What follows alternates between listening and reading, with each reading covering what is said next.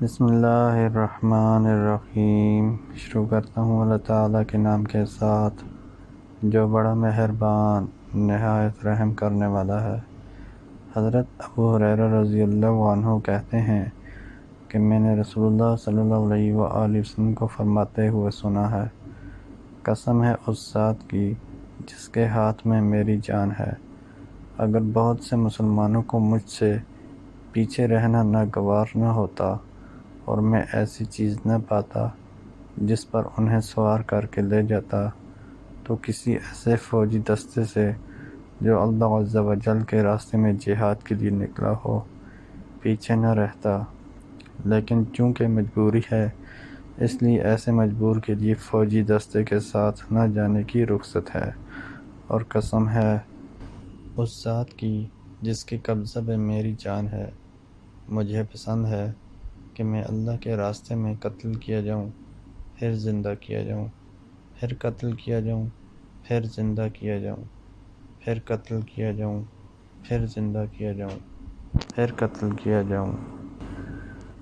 حضرت زید بن ثابت رضی اللہ عنہ نے خبر دی ہے کہ رسول اللہ صلی اللہ علیہ وآلہ وسلم نے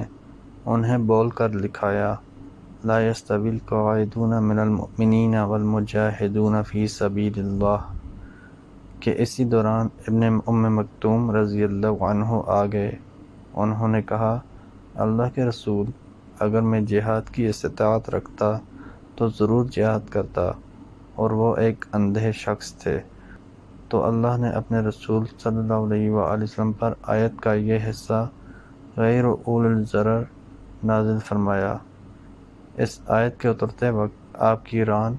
میری ران پر چڑھی ہوئی تھی، اور نبی اکرم صلی اللہ علیہ وآلہ وسلم پر وحی کے نزول کے سبب ایسا محسوس ہو رہا تھا کہ میری ران چور چور ہو جائے گی۔ پھر وحی موقوف ہو گئی تو وحی کا دباؤ و بوجھ بھی ختم ہو گیا۔ حضرت ابو سعید خدری رضی اللہ عنہ کہتے ہیں کہ غزوہ تبوک کے سال رسول اللہ صلی اللہ علیہ وآلہ وسلم اپنی سواری سے پیٹھ لگائے خطبہ دے رہے تھے۔ آپ نے کہا، کیا میں تمہیں اچھے آدمی اور برے آدمی کی پہچان نہ بتاؤں؟ بہترین آدمی وہ ہے جو پوری زندگی اللہ کے راستے میں گھوڑے یا اونٹ کی پیٹھ پر سوار ہو کر یا اپنے قدموں سے چل کر کام کرے، اور لوگوں میں برا وہ فاجر شخص ہے جو کتاب اللہ یعنی قرآن تو پڑھتا ہے لیکن کتاب اللہ یعنی قرآن کی کسی چیز کا خیال نہیں کرتا۔ حضرت ابو ہریرہ رضی اللہ عنہ کہتے ہیں کہ